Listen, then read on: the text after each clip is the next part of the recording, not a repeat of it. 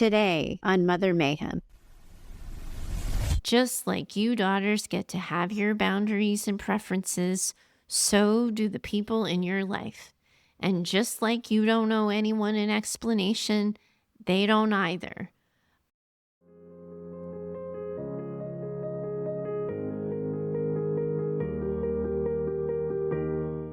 Welcome back to Mother Mayhem, the podcast for daughters of narcissistic and emotionally limited mothers. I'm your host, Heather Gray.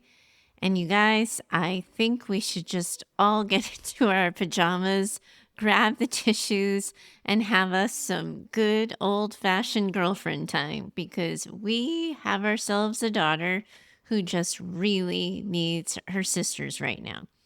I'm going to work to do my very best by her, but oh my goodness, this is a moment that just requires a hug.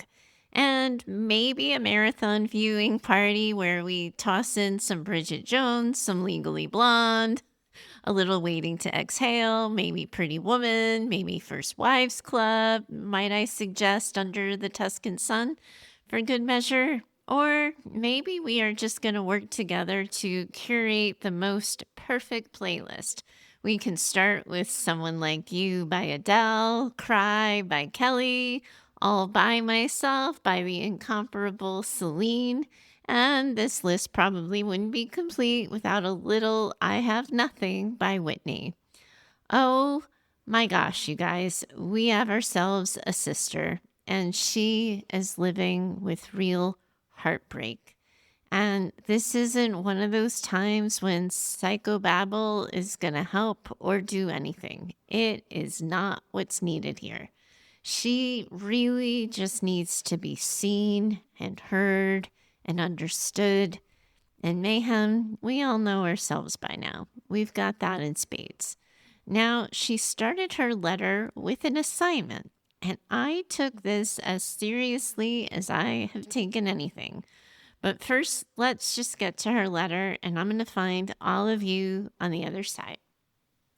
Dear Heather, please, if you share my story on Mayhem, please do me a favor and give me a perfectly delicious and tragic name. It seems several of us daughters are fans of Anne of Green Gables. Yep, hear, hear. And while I don't want you to ruin Anne for me by naming me Anne, I do rather identify with her these days, as I feel like I am positively wrapping myself up in heartbreak, pain, and longing. I can't get out of it. And I do rather see myself as one of those long-suffering women needing smelling salts to revive her. Oh my goodness, I like you so much. It's all just awful, and it's been awful, and I'm so glad to have Mayhem on my side. Last summer, I got engaged to my boyfriend of 4 years. He proposed to me on a morning beach walk, and it was simply wonderful. He picked a ring that I adored, and for a moment in time, I was just so happy. As happy as I've ever known myself to be. But Heather, I'm not engaged anymore. He ended our relationship right before Christmas, only 6 months into our engagement. And Heather, he ended things with me because of my mom. She just hasn't stopped ruining my life. My fiance, let's call him Pip from Great Expectations. Naive, optimistic, and clueless about the real world. Totally clueless. It seems to fit. Pip and I met through the friend of a friend. He was easy and good. He's known about my mom and how she is since the beginning, and has always been really supportive. I don't deal very much with her myself, so for a while she was just on the outskirts of our lives. Pip met my sister and they got along easily, and Pip seemed to handle our family stories without much fuss or difficulty. My sister and my mom live in the same town, and we did restaurant meals a couple of times, and while my mom wasn't easy, she was manageable in public. I think what happened, Heather, is that Pip, quote-unquote, knew about my mom, but he hadn't actually truly experienced my mom.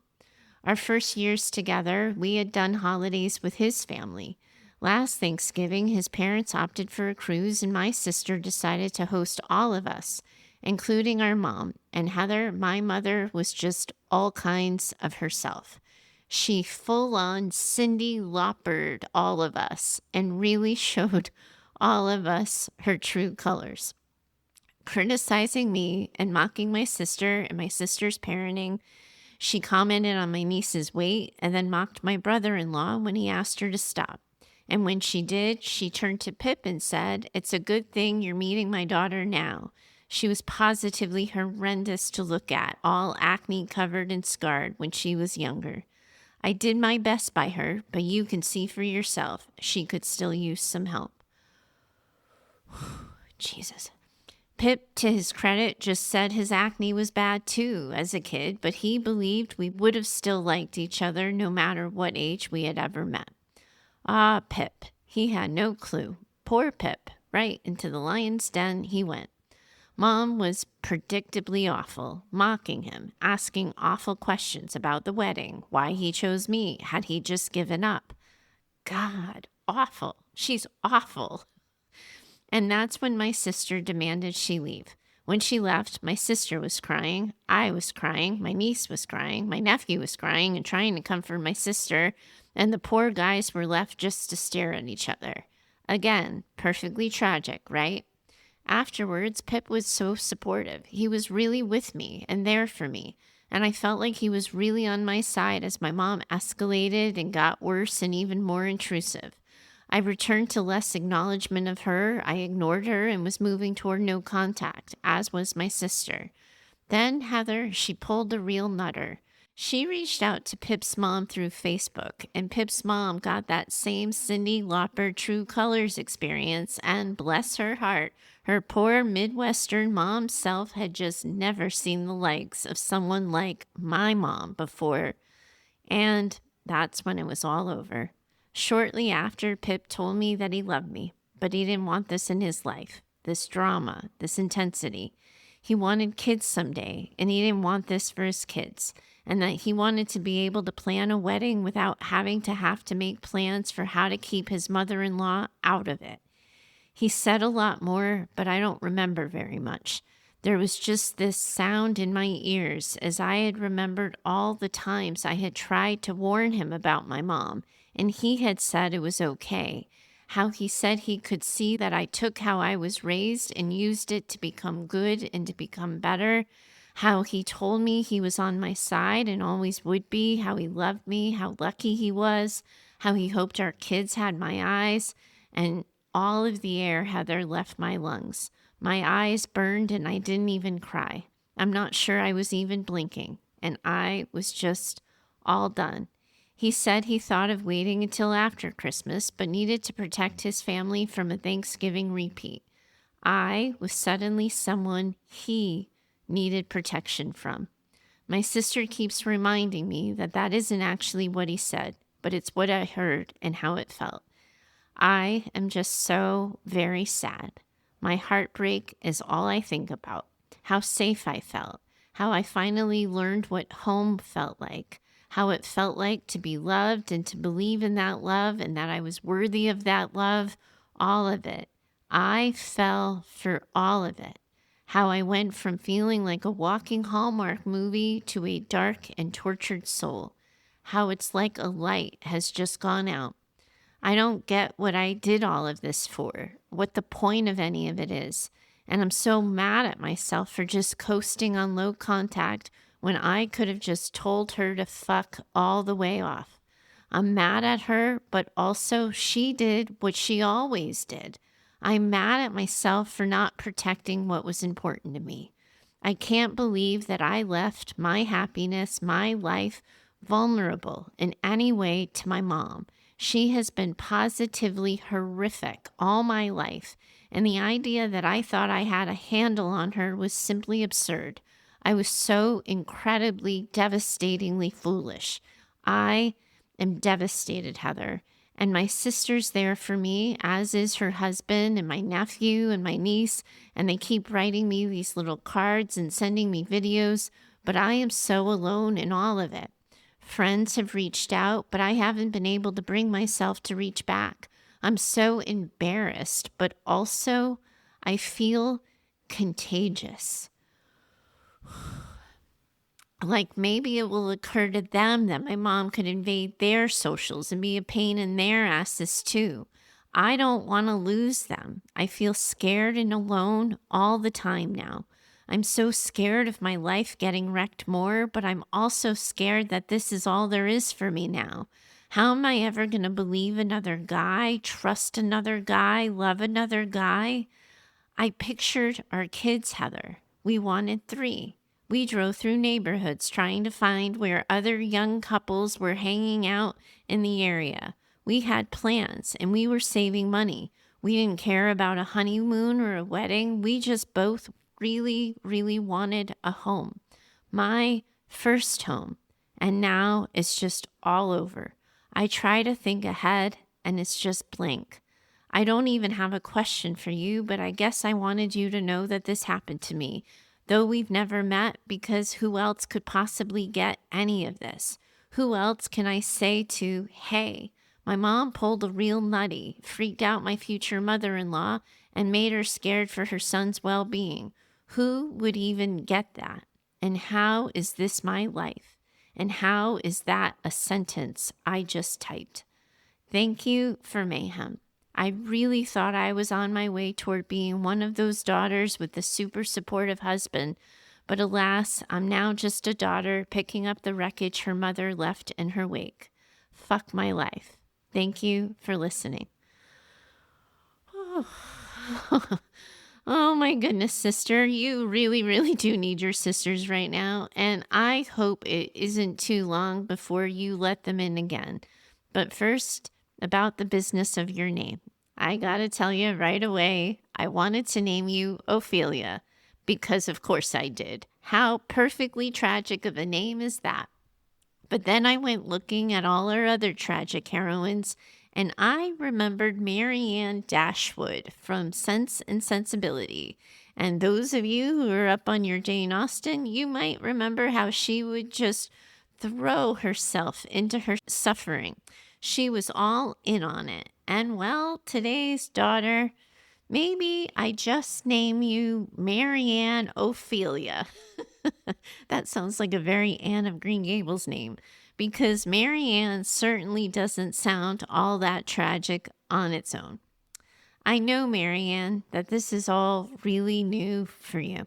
You aren't used to taking up space. You aren't used to feeling all of your big feelings for days and weeks on end, and you've never been given permission to feel what you feel as long as you might need to. But sister, that is what this period in your life requires right now.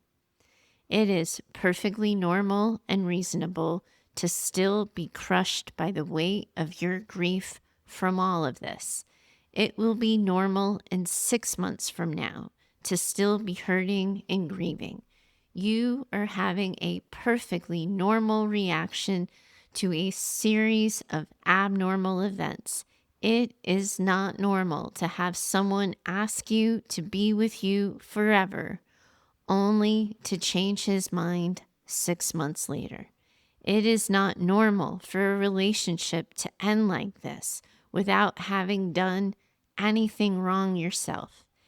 It is normal to not know what the heck you are going to be doing from one moment to the next. You are not this overcome because you're a daughter, but this does feel like a pile-on because you're a daughter. And of course it does. You were steps away from your happy ending when suddenly your whole life was rerouted again without your control, your permission, or your say-so. You didn't get a say on how the rest of your life was going to go. He made a decision for his life that completely blew up yours, and you, my friend, did not get to have a say. This hurts because it's hurtful, and you are feeling heartbreak because your heart has been broken, and you are wrapping yourself up in all of it because of course you are. You should be. This is awful, and I hate, and all of Mayhem hates all of this for you. we hate this for you. And right now, my friend, you are doing what you're always doing. You're battening down the hatches. You're closing up shop, and you're dealing with it all by yourself, because anytime you have been in immense pain before, that's probably how you got through it. So, of course, you are moving straight to your go-to. You have been through pain before. You remember how you got out. And you are doing what you've always done, hoping for the relief you've always gotten. Because of course you are, Marianne. But Marianne, this is not that. Right now, I get it. It is so hard for you to tell the difference between this and then, because you are now managing the common denominator of your mom. She is in both. So of course it feels like you're just all the way back there again, in her warpath, managing the fallout and alone in all of it. But this isn't that. Not anymore. You have built yourself a life, and yes, a good chunk of it doesn't exist how you had planned it right now. It doesn't exist how you had intended for it to. And yes, that is soul crushing. It is devastating. But also, Marianne, you have people who love you and who want to sit in it with you and who want to love you through it. And you, my friend, really deserve that kind of love. I do hear the shame you're carrying here, Marianne. I hear how you don't, think you can blame your mom because that is some useless feat. So instead, you're blaming yourself. And I also kind of get why you're doing that. It fits the whole tell me you're a daughter without telling me you're a daughter thing, because this is such a daughter thing. You all want to make yourselves the problem so that you then can go and make yourselves the solution. So no one has to be inconvenienced by you. And I really get that urge, Marianne. I get why all of this feels so incredibly sensitive for you. This makes so much sense to me. You were just told that your life and its current constellation was too much for someone you loved. And I so get why you just want to pull in instead of leaning anywhere else where there might be structure. But Marianne, this is not that. Listen to what I just said. Your life and its current constellation was too much for someone else. And yes, that really does fucking suck. It would have been good if he had known that about himself a little bit earlier. But just because it was too much for him does not mean that it will be too much for everyone. He gets to have his limits, his limitations even, and he gets to have his boundaries. And this is something I really struggle with telling daughters. All of you were raised to believe you were too much, and there is no way that isn't going to hurt when that message gets reinforced with you. But everyone has capacity, and some people just can't. And the only way I think any of this really works is if we all just get a little bit more honest with ourselves, because as much as we hate the idea of being too much, we have all encountered people who are too much for us. And I am not even talking about your mothers. We have all had someone who we just positively can't with. And we pretend that isn't true. We white knuckle our way through. We sometimes overmanage and overfunction our way through in the name of quote unquote showing grace, in the name of not making someone feel like we have felt, in the name of a lot of things. But if we are honest, brutally honest, we all know someone who has simply brought something to the table that is too much. And Marianne, it really sucks that your guy has decided that what you brought to the table was too much. I hate it. I wish it weren't true. But also, Marianne, sister, my friend here, you named him Pip. It seems to me that you saw him. You saw his limitations, his naivete, and you instinctively knew that he hasn't seen as much of life as you have. And as a result, he doesn't have the skills you have. Maybe his mom was driving this and he didn't know how to push back with her. Maybe he was worried your mom and her behavior would ask of him things he didn't know how to do. Maybe a whole lot of things, but he just couldn't. And that does not mean no one else can. Nor does it mean that you should have known, that you should have gone no contact in a prevent defense kind of way and shut the whole thing down. There was no way you could have known or seen this was coming because you didn't have any control over any of it. Your mom created a lot of discomfort, and Pip and his family proved themselves incapable of managing discomfort. And while I really hate that your heart is breaking, and I wish your heart wasn't breaking, I have to be honest and tell you, I am also a little bit relieved for you here. Because first, let's be clear. Just like you daughters get to have your boundaries and preferences, so do the people in your life. And just like you don't owe anyone an explanation, they don't either. But on this, Marianne, I am going to protest a little bit here. He said he wanted to spend the rest of his life with you. He made you promises. And when it got hard, he didn't include you. He didn't say, hey, this thing with your mom is really getting out of control and I'm feeling uncomfortable and my family's uncomfortable. Can we talk about it? He didn't say, my mom's really kind of freaked out. Will you come with me to talk to her? We all know your mothers are a lot, and we all get why some might say not this to the dynamics they bring to your lives. We do get that. But also, Marianne, this should have been a conversation before it was a decision. I believe you deserved that. I believe your relationship deserved that kind of respect. And I also believe Pip showed you and now all of us who he is. And Marianne, we believe him too. He is incapable. He simply does not have the capacity. And sister, I'm glad you know that before the wedding, because life has a way of kicking us all in the ass, of testing us, of challenging us. And when we are in the thick of it, we need to know we are with people who will join with us in it and on it.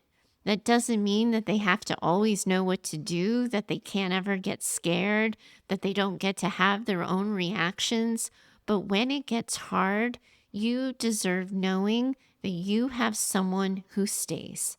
I get why you're thinking that this is all about your mom, but I just find myself wondering what else wouldn't he have been able to stay through?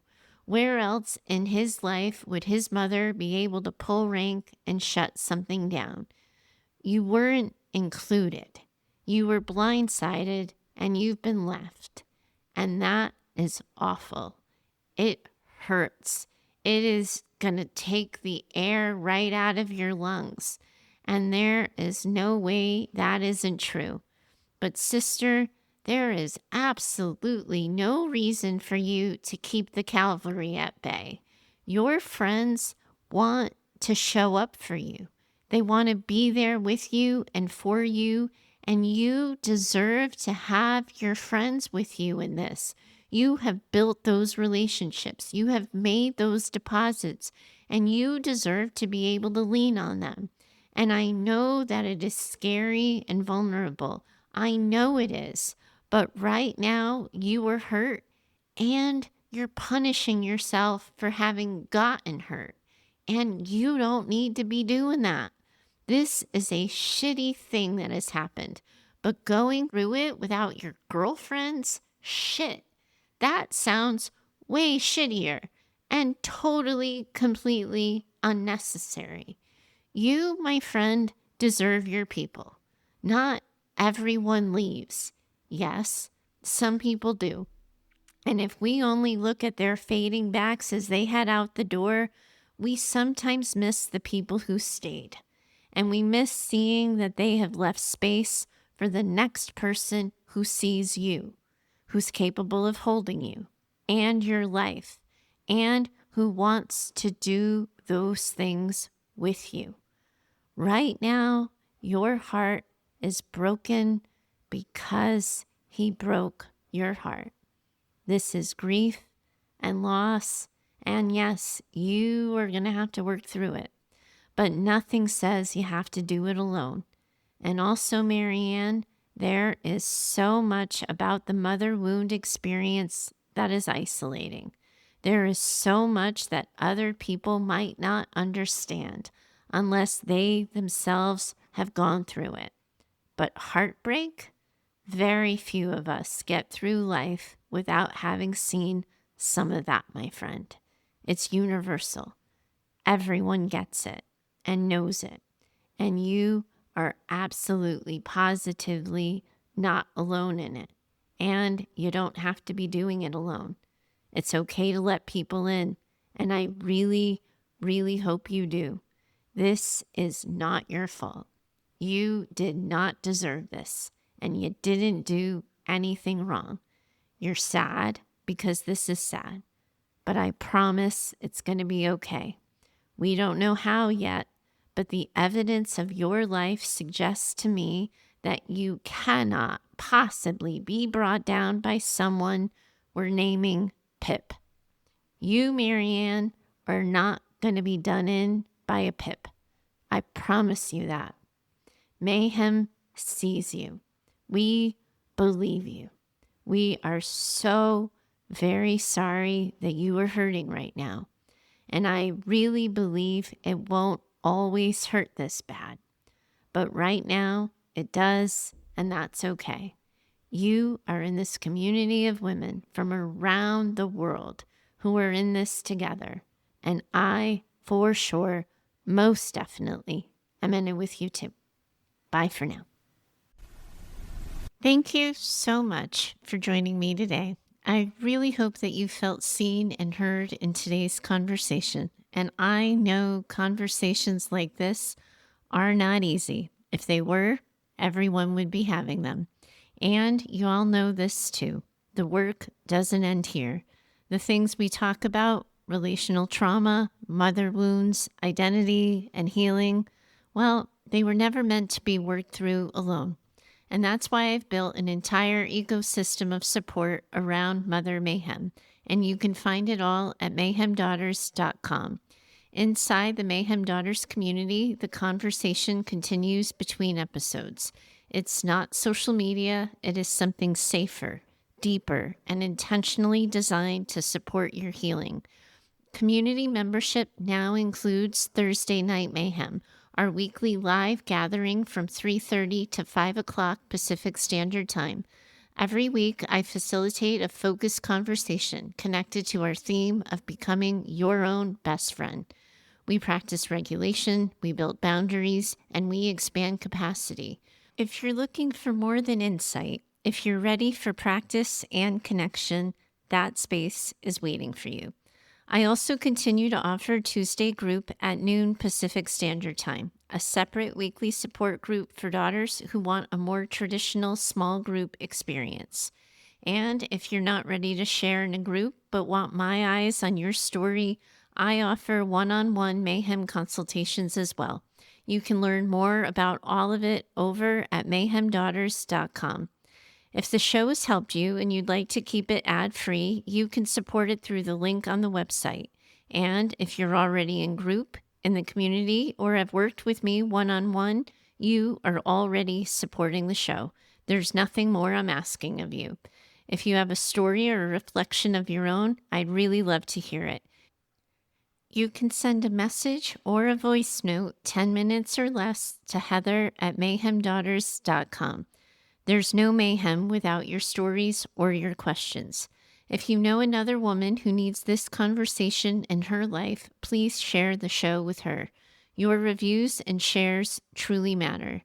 And lastly, a big ol' thank you to Heather Clark for editing the show. She has been in it with me since 2016, and somehow she always knows what I meant to say, even when I don't say it quite right. This isn't just a show, it's a community, and you're already a part of it. And I am so very glad you're here.